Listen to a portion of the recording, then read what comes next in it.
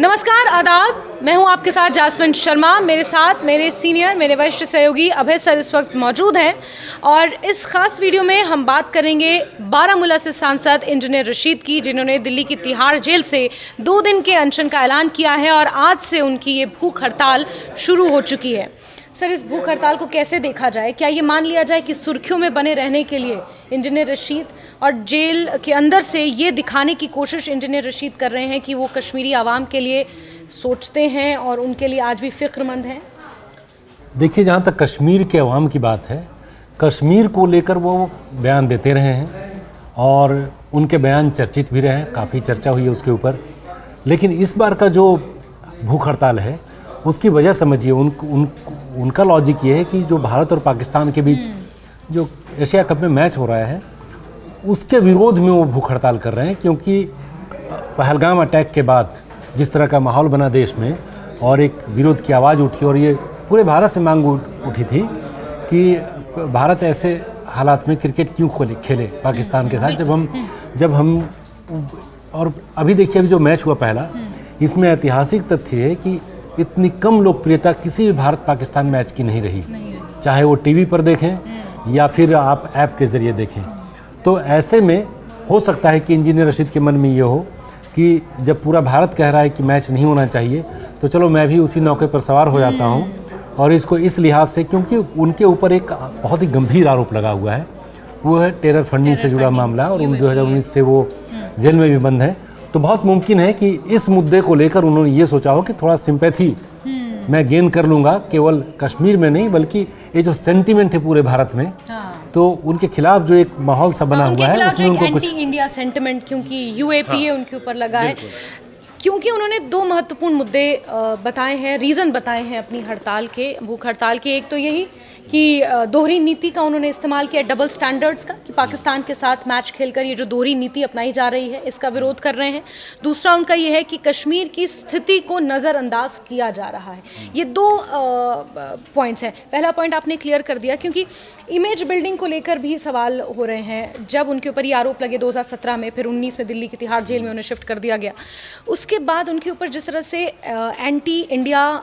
Activities का उनके ऊपर एक जो तमगा लगा, तो क्या इस तरह की भूख हड़ताल से, जैसे कि आपने कहा कि इस नौका में सवार होने की वो कोशिश कर रहे हैं? देखिए, 2-3 बातें हैं। मैं इसके ऊपर आऊँगा कि इमेज बिल्डिंग से और क्या इसमें, देखिए कानूनी रूप से तो इसका कोई लाभ उनको मिलने वाला नहीं है। ये इंजीनियर रशीद भी जानते हैं और सभी लोग जानते हैं कि कानून अपने तरीके से काम करता है। भावनाओं में आकर दिए गए बयान को या किसी सियासी चाल की वजह से जुडिशरी प्रभावित हो जाए, ये नहीं होता है। जहाँ तक भारत की दोहरी नीति का सवाल उठा रहे हैं वो पाकिस्तान के साथ, तो पहलगाम अटैक के बाद तो ऑपरेशन सिंदूर के तहत पाकिस्तान के आतंकी ठिकानों पर जोरदार हमले हो गए, 3-4 दिन लड़ाई चली। तो उसमें भारत सरकार की नीति तो बिल्कुल साफ है कि इसके ऊपर समझौता करने का कोई हमारे पास कोई हमारा स्टांस नहीं है, कोई हमारी नीति नहीं है कि ऐसे मामलों पर हम समझौता करना है। अब उसके बाद रह गई बात क्रिकेट खेलने की, वो भी है बीसीसीआई ने सफाई दी कि द्विपक्षीय जहाँ पर मामला है, जो बाईलैटरल सीरीज़, वो तो पहले से भी नहीं खेल रहे हम लोग इन्हीं सब मुद्दों की वजह से, तो अब वैसा खेलने का तो कोई सवाल ही नहीं उठता है। तो बीसीसीआई ने सफाई दे दी थी कि जो अंतर्राष्ट्रीय जो ऐसे मुकाबले हैं, मतलब टूर्नामेंट्स हैं, उसको हम नज़रअंदाज नहीं कर सकते। अंक तालिका में हम ऑलरेडी नीचे चले जाएंगे। और बात सिर्फ उसकी नहीं है, हम आगे चल के ओलंपिक्स की दावेदारी हम कर रहे हैं अपने यहाँ ऑर्गेनाइज करने की, कॉमनवेल्थ की भी चर्चा है। और मान लीजिए कि अगर कहीं ओलंपिक्स में जाते हैं आप और भारत और पाकिस्तान दोनों का मुकाबला सेमीफाइनल में या फाइनल में होता है, तो क्या भारत नहीं खेलेगा मैच? खेलेगा ही मैच। और क्योंकि वो तो एस्टैब्लिश है हमारी पॉलिसी, जो क्रिकेट पॉलिसी है, कि हम बहुक्षेत्रीय मुकाबलों में हमने कभी इस तरह का जिक्र नहीं किया कि हम पाकिस्तान के साथ नहीं खेलेंगे। ये एक एशिया कप है और ये हमारी नीति स्पष्ट है। तो ऐसे में फिर इंजीनियर रशीद का रिवोल्ट करने का क्या मतलब? क्योंकि जो आधार ही उनका गलत है, फिर तो ये कह दिया जाए कि उनका आधार ही गलत है। रिवोल्ट करने बात इतनी ब्लैक एंड वाइट सियासत में होती नहीं है, एक ग्रे एरिया भी होता है जिसमें बहुत सारी पॉसिबिलिटीज़ को जन्म देता है। तो इंजीनियर रशीद भी चाह रहे हैं कि ठीक है, ऐसा बोलने से भले ही पूरे जितने लोगों का सेंटिमेंट पहलगाम अटैक के समय पाकिस्तान के अगेंस्ट था, सभी लोग उनके समर्थन में नहीं आएंगे, लेकिन जो हार्डलाइन व्यूज़ रखते हैं उनके खिलाफ थोड़ा मोल्ड होगा, थोड़ी सोच उनकी बदलेगी। और ये बदलेगी कि नहीं, क्योंकि एक और बात है, इंजीनियर रशीद तर्क आगे ये भी दिया जाएगा कि इंजीनियर रशीद की जो उनकी जो सोच है, उनका जो विश्वास है, वो भी कहेंगे कि भारतीय राजनीतिक व्यवस्था में है, तभी तो मैं उसी लोकतंत्र की व्यवस्था के अंतर्गत हुए चुनाव में जीत कर मैं पहुंचा हूं संसद में। तो लोकतांत्रिक परंपराओं का निर्वाह मैं करता हूं। अब इससे बड़ा भारतीय होने का सबूत क्या होगा, या भारतीय सेंटिमेंट का कि यहाँ की व्यवस्था को आप स्वीकार करते हैं, और उसी पार्लियामेंट्री सिस्टम में जीतकर इंजीनियर रशीद यहाँ पहुंचे हैं। सर, क्या हम ये कह सकते हैं कि पहलगाम आतंकी हमला जिस तरह से हुआ उससे जम्मू कश्मीर का स्टांस भी बहुत हद तक बदला, यानी कि एक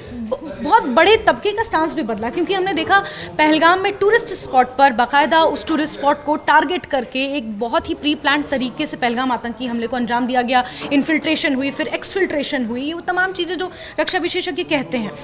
ऐसे में जो कश्मीरी आवाम का एक बदला हुआ सेंटिमेंट और कश्मीरी नौजवानों का एक बदला हुआ सेंटिमेंट भी उस वक्त हमने देखा जब कश्मीर में ख़ास तौर पर पहलगाम में ही कश्मीरी युवा सड़कों पर उतर कर आए और इस तरह से आतंकी हमले की खुलेआम उन्होंने इसको लेकर एहतजाज किया। इसके अलावा उन्होंने एतराज़ भी जताया और पाकिस्तान के खिलाफ खुलकर सड़कों पर कश्मीरी नौजवान सामने आए। इससे पहले तक आतंकी हमलों के बाद इस तरह की तस्वीर नहीं देखी थी। इसमें दो बातें हैं।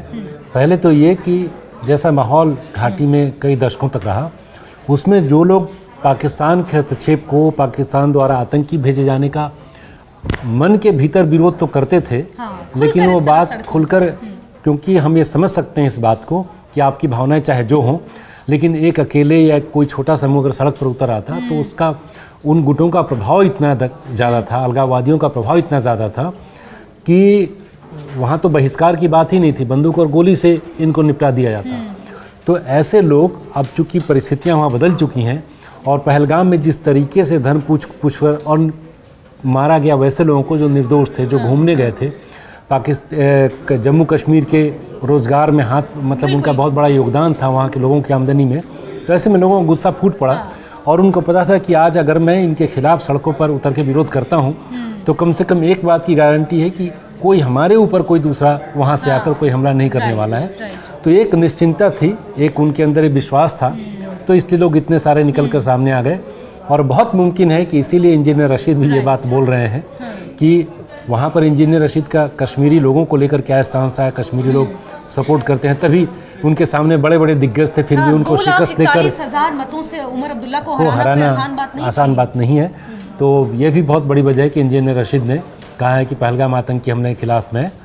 और हूँ, और जिस तरीके से उसके बाद मैच हो रहा है तो मैं उसका विरोध करता हूँ, भूख हड़ताल पे हूँ। बिल्कुल बिल्कुल। इस बीच सर एक चीज़ की कश्मीर की स्थिति को नज़रअंदाज किया जा रहा है, किस संदर्भ में इंजीनियर रशीद के इस बयान को देखा जाए, लिया जाए, क्योंकि कश्मीर को लेकर हमने देखा है कि गृह मंत्री हों या फिर प्रधानमंत्री हों या फिर अभी कल ही कृषि मंत्री शिवराज सिंह चौहान दौरा करके गए हैं, नज़रअंदाज तो किसी भी स्थिति में नहीं किया जा रहा। आप कुछ बहुत एक्स्ट्रा नहीं कर रहे हैं या धरातल पर वो एक्स्ट्रा नहीं दिख रहा है, उसको हम ज़रूर कह सकते हैं, लेकिन इग्नोर किया जा रहा है completely, we can say that. Ignore तो बिल्कुल नहीं किया जा रहा है, और जहाँ तक धरातल पर जो नहीं देखना चाहता है उसको भले न दिखे, लेकिन जिस तरीके से वहाँ पर योजनाएं चलाई जा रही हैं, पर्यटन के विकास के लिए कदम उठाए जा रहे हैं, उद्योगों के लिए प्रयास किया जा रहा है केंद्र सरकार के द्वारा, और शिवराज सिंह चौहान का कल पहुँचना वहाँ और जाकर कहना कि जितने किसानों का नुकसान हुआ है हम सबकी भरपाई करने की कोशिश करेंगे, तो ये क्लियर है कि, और जिस तरीके से पीएम मोदी की नज़रें हैं वहाँ के विकास पर, शायद जाने भी तो वाले हैं ये हाँ बिल्कुल, तो उसमें कहीं कोई शक को सुबह की कोई गुंजाइश है नहीं। रही बात इंजीनियर रशीद की कि वो ऐसा क्यों बोल रहे हैं कि मैं कश्मीरी लोगों की आवाज़ उठा रहा हूँ और उनकी बात नहीं सुनी जा रही है, दरअसल AIP का गठन ही उनका जो है इसी स्लोगन के साथ है कि यहाँ की पार्टियाँ जो हैं, यहाँ की जो सियासी पार्टियाँ हैं, वो यहाँ के लोगों की आवाज़ नहीं उठाती और सरकार में उच्च स्तर पर नहीं जाती और केंद्र तक भी नहीं पहुँच रही है। तो जिस धरातल पर उन्होंने अपनी पार्टी को लॉन्च किया वो वही है, लॉन्च पैड ही वही है उनका। तो ऐसे मगर इंजीनियर रशीद ये बात नहीं बोलेंगे तो फिर उनकी जगह बस्ती कहाँ है जम्मू कश्मीर के सियासत में, इसलिए वो इसको हाईलाइट करते रहेंगे हमेशा। ये भी सोचने वाली बात है कि जब वो सियासत में आए सरकारी नौकरी छोड़कर 2008 में, तो लंगेट विधानसभा से वो चुने गए थे। उसके बाद दोबारा 2014 में उन्होंने पार्टी का गठन किया, तो उस समय केंद्र में मोदी सरकार नहीं थी, वो UPA की सरकार थी, तो उस समय स्टाइल ऑफ फंक्शनिंग कुछ दूसरा था सरकार का। तो उस समय तो उन ये कह सकते थे कि चलो, या कहने को अभी भी कह सकते हैं, लेकिन उस समय जो उनके मन में बात उठी थी कि कश्मीर के लोगों को तरजीह नहीं दी जा रही, इनकी बातों को नहीं सुना जा रहा है। तो अब उन्होंने उसी आधार पर पार्टी को लॉन्च कर दिया। आज चाहे जितना भी परिवर्तन देखने को मिले वहाँ पर, लेकिन अपना वजूद बनाए रखने के लिए उनको उनका ऐसा बोलना लाजमी है। बिकॉज कहीं ना कहीं सर ये सेंटिमेंट आज भी कश्मीर की आवाम में है, भले ही वहाँ के लिए एमिनिटीज़ हो रही हों, डेवलपमेंट भले ही वहाँ पर हो रहा हो, लेकिन आज की संदर्भ में भी कश्मीर के कुछ तबकों में ये सेंटिमेंट दबा हुआ है कि दे आर अनहर्ड, क्योंकि 10 सालों के बाद विधानसभा नहीं, कुछ नहीं हो सकता है कि बहुत सारे लोगों में है, और भारत के कई राज्यों में लोगों के का यही कहना है। कहीं लोग कहते हैं कि गरीबों की आवाज़ नहीं सुनी जा रही है, कहीं लोग कहते हैं पिछड़ों की आवाज़ नहीं सुनी जा रही है। तो आप तो इस लोकतांत्रिक व्यवस्था में आप किसी भी राज्य में चले जाएं, अगर वहाँ के लोगों को, एक तबके को, या किसी इंडस्ट्री के लेवल पे या एजुकेशन के लेवल पे वो अगर पिछड़ा हुआ राज्य है, तो उसकी भावनाएं ये इसको कोई मैं ख़राब बात नहीं मानता हूँ। मैं मानता हूँ कि लोकतंत्र में आपको, अगर आपको लगता है कि मेरा रिप्रेजेंटेशन ठीक नहीं है, आई एम अनहर्ड ऑफ, मेरी बात नहीं सुनी जा रही है, तो बोलने का अधिकार है। बिल्कुल, वहाँ पर लोगों को यही है, क्योंकि जो छोटे छोटे मसले मसाइल हैं उन्हें हल करने के लिए दे वांटेड अ रिप्रेजेंटेटिव। 10 सालों के बाद वहाँ पर विधानसभा चुनाव हुए, फिर लोकसभा चुनाव जिस सेंटिमेंट के साथ हुए, अवामी इत्तेहाद पार्टी की तरफ से सांसद इंजीनियर रशीद का इतने भारी मतों से जीतने का रीज़न भी वही था, क्योंकि लोगों को नहीं फ़र्क पड़ता कि आपने विश्व में किस तरह से अपनी छवि बना ली है। खासतौर पर कश्मीर में उनको ये था कि हमारे मसले मसाइल सुने जाएँ, क्योंकि 10 सालों से उन्हें नहीं सुना गया है, और हमारे रास्ते नहीं है पीने के पानी, ये छोटी छोटी। दरअसल जो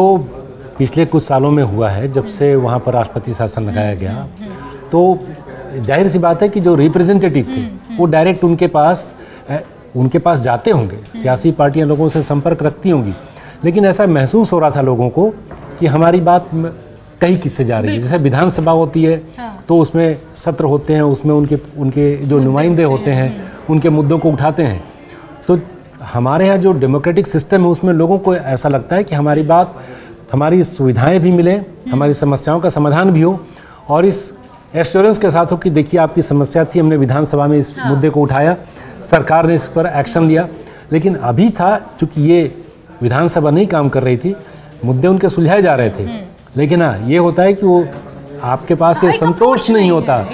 कि हम, क्योंकि कहना भी कई बार लोगों की बातों का सुन लिया जाना सीधे तौर पर सियासी नुमाइंदों के द्वारा एक एश्योरेंस होता है, और वो उसी से प्रसन्न हो जाते हैं, उसी से खुश हो आते हैं, संतुष्ट हो आते हैं कि चलो हमारी बात सुनी जा रही है, हम जो कह रहे हैं वो लोग सुन रहे हैं। बिल्कुल, और वही बेस था अवामी इत्तेहाद पार्टी का। सर, आखिरी सवाल ये लेना चाहूँगी कि इस 2 दिन के अनशन से आपको लगता है कितना फ़र्क पड़ेगा इंजीनियर रशीद की छवि और उनकी, हालांकि सांसद वो हैं ही, लोग उनकी अहमियत जानते हैं बतौर सांसद, लेकिन मजबूती के साथ खड़े रह सकते हैं वो इस आधार पर? क्योंकि इंजीनियर रशीद की पार्टी मतलब इंजीनियर रशीद,